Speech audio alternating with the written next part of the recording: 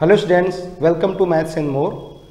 आज मैं class 10th का एक अच्छा सा क्वेश्चन लेकर आया हूं और जो कि बोर्ड के लिए बहुत फ़ायदेमंद होगा।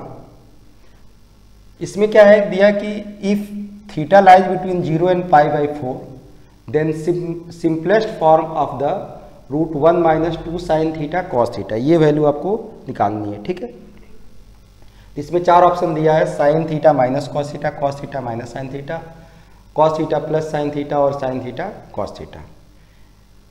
इसमें होता क्या है कि देखो, इसमें बहुत सारे कॉन्सेप्ट आएंगे, इसलिए मैंने इस क्वेश्चन को लिया है यहाँ पे। और इसमें क्या है कि पहली चीज इसमें कि ये जो चीज दिया हुआ है इसको आप यदि सॉल्व करते हो यहाँ पे 1 - 2 sin थीटा cos थीटा, 1 की जगह आप क्या लिख सकते हो यहाँ पे साइन स्क्वायर, इस 1 की जगह हम लिख सकते हैं sine square theta plus cos square theta, क्योंकि sine square theta plus cos square theta की वैल्यू 1 होती है। तो यहाँ हम लिख सकते हैं sine square theta plus cos square theta -2 sin theta cos theta. ठीक है, ये आपका है। अब इसको आप क्या बना सकते हो, A square plus B square minus 2ab, तो ये बन जाएगा a माइनस बी का whole square. It means sine theta minus cos theta, कि ये क्या बनेगा, होल स्क्वायर बनेगा। अब आपको कोई भी जैसे यहाँ पे दिया कि a प्लस बी का होल स्क्वायर, तो आपको बाहर ही a प्लस बी आ जाएगा। बट a माइनस बी का होल स्क्वायर दिया है तो ये मॉड में a माइनस बी आता है। अब कई बच्चों को यही चीज़ नहीं पता होगा, ये कॉन्सेप्ट मैं बता रहा हूँ जो। इसका रीज़न क्या है कि कोई भी रूट की वैल्यू आप ऐसे निकाल रहे हो, √4 इसकी वैल्यू 2 आती है, √4 की वैल्यू ±2 नहीं आती है, ये गलत है। √4 केवल दिया है तो 2 आएगी वैल्यू, और x² = 4 दिया है, x² = जब 4 होगा तब यहाँ से x निकालोगे तो ये आता है ±√4, तब आपके x की वैल्यू ±2 आएगी। बट केवल √4 दिया है तो आपकी वैल्यू वो 2 आएगी, क्योंकि x² 4 होता है तो x की वैल्यू ±√4 आ जाती है। तो उसी तरह ये क्या आएगा आपका, यहाँ यदि ये दिया है a माइनस बी का होल स्क्वायर, तो ये वैल्यू बाहर जो आएगी पॉजिटिव वैल्यू आनी चाहिए, इसलिए मॉड लगता है a माइनस बी। क्या लगता है, मॉड लगता है। इट मीन्स क्या हुआ कि ये जो वैल्यू भी आएगी ये मॉड में आएगी sign theta minus cos theta, sign theta minus cos theta. अब इसमें मॉड में तो ऑप्शन दिया नहीं है, ये वैल्यू अब ये माइनस बी मॉड में क्या हो सकती है, a माइनस बी भी हो सकती है, b माइनस ए भी हो सकती है। अभी तुमको पता नहीं है बड़ा कौन है छोटा कौन है, इसमें ये नहीं पता है कि बड़ा कौन है छोटा कौन है। यदि आपको यहाँ पे a minus A mod B है, a ग्रेटर देन b है, तब तो a माइनस बी इसका आंसर हो जाएगा। जब b माइनस ए लिख दोगे तो ये गलत हो जाएगा, यदि a ग्रेटर देन b है तब b ग्रेटर देन ए होगा। हमको ये नहीं पता कि बड़ा कौन इसमें है, उस तरह इसमें भी नहीं पता कि बड़ा कौन है छोटा कौन है, उसके लिए ये दिया आपको 0 से π/4। तो आपको 0 से π/4 के बीच देखना होगा कि 0 से π/4 के बीच साइन की वैल्यू क्या होती है, कॉस की वैल्यू क्या होती है। 0 से π/4 के बीच में 0 से π/4 का मतलब ये होता है यहाँ पे 45 डिग्री।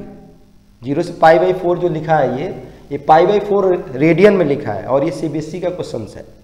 तो ये π/4 जो होता है, ये मैं बता दूं आपको, पाई रेडियन बोलते हैं। पाई रेडियन जो होता है, यहाँ लिख देता हूँ, पाई रेडियन इक्वल टू होता है 180 डिग्री।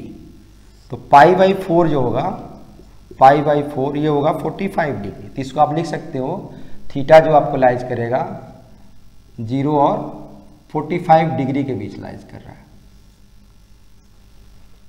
तो आपको पता है कि साइन की जो वैल्यू होती है, आप यदि याद इतना ध्यान, क्योंकि 10th में इतना नहीं दिया है, ग्राफ से इसको हम कर सकते हैं, बट आपको इसमें वैल्यू जो दिया है 0, साइन 0 कितना होता है, साइन 0 0 होता है, साइन 30 कितना होता है 1/2 होता है, और साइन 45 की वैल्यू जब आती है तो 1/√2 होता है।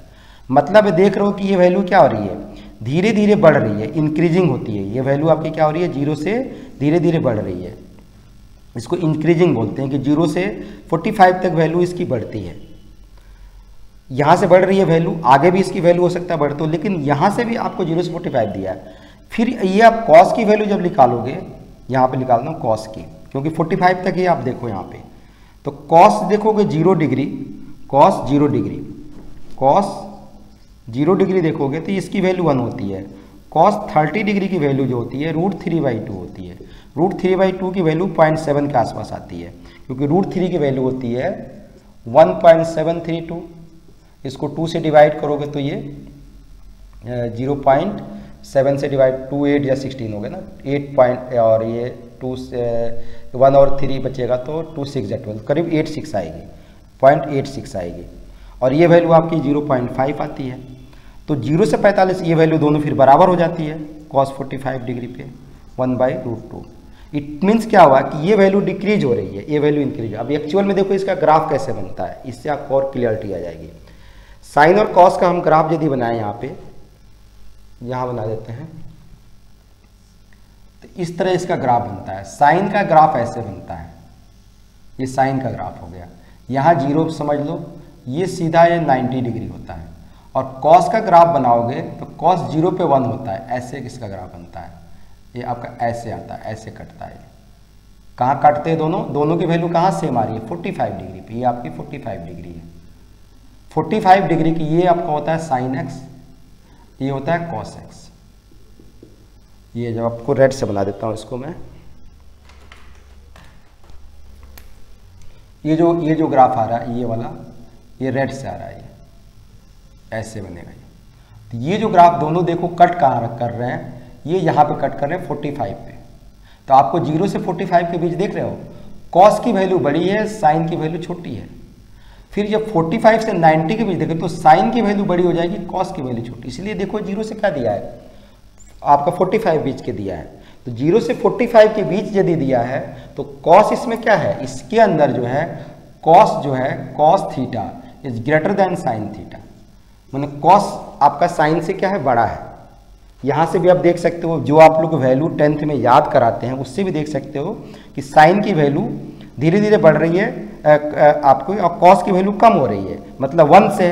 तो कॉस देख रहे हो 0 पे ये 1 है, इसकी हर वैल्यू पे ये वैल्यू, ये देख रहे हो 30 पे ये ज़्यादा है, ये कॉस की वैल्यू सॉरी 0 से 45 भी ज़्यादा। इसलिए इसका आंसर क्या आएगा, इसका जो आंसर आएगा cos theta minus sine theta आएगा। ये पॉजिटिव वैल्यू आएगी, क्योंकि कॉस इसमें बड़ा है, साइन छोटा है। जैसे मैंने बताया कि a माइनस बी में a b से बड़ा है, या b ग्रेटर देन a, तो b माइनस ए इसका आंसर होगा। इसमें आपका b ग्रेटर देन a है, तो आंसर इसका b माइनस ए होगा। क्या होगा, b माइनस ए होगा। तो उसी तरह ये वैल्यू इसमें आंसर आएगा cos theta minus sine theta, तो आंसर इसका तो b हो गया। अब सपोज करो कि ये चीज़ चेंज कर देता है, यहाँ पे ये रेंज को चेंज कर देगा, तो रेंज को चेंज कर देगा तो आंसर भी इसका चेंज हो जाएगा। ये भी ध्यान रखना आपको। क्या रेंज चेंज कर दिया कि सॉरी थीटा की जो वैल्यू है इसको चेंज ये कर दिया कि जो ये थीटा की वैल्यू आपकी आ रही है, ये वाला जो ये जो थीटा की वैल्यू है, थीटा की वैल्यू जो आपको लाइज करेगी ये 45 डिग्री और 90 के बीच आ गया। 45 90 देख रहे हो, ये 45 और 90 के बीच में साइन बड़ा हो गया, कॉस छोटा हो गया। तो इसके बीच में आपका क्या आ जाएगा, इसके बीच में साइन एक्स जो है या साइन थीटा, जो आपने यहाँ थीटा लिया है, तो साइन थीटा यहाँ पे मान लो हमने थीटा लिया है, तो sine theta greater than cos theta हो जाएगा। तो इस केस में जो होगा इसका आंसर जो हो जाएगा, यदि ये सेकेंड केस में आएगा तब इसमें आंसर आपका sign theta minus cos theta आएगा, तब आपका आंसर आपका ए हो जाएगा। देखो दोनों में ये केवल चेंज होने से 0 से π/4 बता दिया, और 90 को π/2 लिखते हैं। मान लो कि आंसर में आपका आ गया π/2, इसको हम लिखते हैं π/2, क्योंकि ये आपको ध्यान रखना है कि पाई रेडियन 180 डिग्री होता है, तो π/2 90 होता है, π/4 45 डिग्री होता है, π/6 30 डिग्री होता है, और π/3 60 डिग्री होता है। ये सब आप चाहो तो लिख सकते हो, क्योंकि आपको पाई में दे रखा है, क्वेश्चन दे रखा है। ये मेरे ख्याल से अच्छी तरह आप लोगों को कॉन्सेप्ट समझ में आ गया होगा। किसी को कोई डाउट हो तो कमेंट बॉक्स में आप बता सकते हो। वीडियो आपको अच्छी तरह समझ में आया है, बहुत अच्छी तरह कॉन्सेप्ट बताया। इसमें 3-4 कॉन्सेप्ट आए हैं।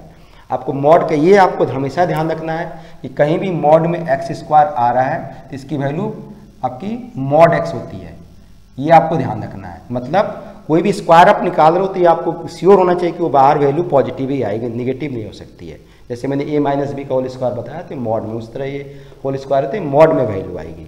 ये कॉन्सेप्ट था इसमें, ये होल स्क्वायर का कॉन्सेप्ट था यहाँ पे। तो इस क्वेश्चन में कई कॉन्सेप्ट थे और इसमें कई तरह के क्वेश्चन आपके आ सकते हैं। ये क्वेश्चन आपका आ सकता है। इसमें देखो ये साइन और कॉस में भी दिया है वैल्यू, ये साइन माइनस कॉस का आ जाता है। टेन और कॉट का भी आ सकता है, टेन इसको ये आपका इस तरह के टेन और कॉट में बना सकते हैं सेक क्वेश्चन, किसी तरह से क्वेश्चन बना सकते। क्वेश्चन बनाने का उनका अलग अलग आइडिया है, तो अलग अलग वो आपको बना सकते हैं। मेन आपको ये देखना है कि ये वैल्यू जो आपकी आ रही है उस एंगल के बीच में कौन बड़ी है कौन छोटी है। Okay, all the best. आपको यदि ये वीडियो अच्छी तरह समझ में आ रहा है तो आप इसको लाइक करो, कमेंट करो, शेयर करो। कोई भी डाउट हो कमेंट बॉक्स में आप बता सकते हो। और चैनल पे पहली बार है तो इसको आप लोग सब्सक्राइब कर लो मैथ्स एंड मोर को। मैथ्स एंड मोर के नाम से मेरा ऐप भी है, प्ले स्टोर से उसको डाउनलोड कर लो। उस पर भी आप लोगों को MCQ के टेस्ट डलते रहेंगे जिससे कि आपको बहुत ज़्यादा फायदा होगा। Okay, all the best, thanks.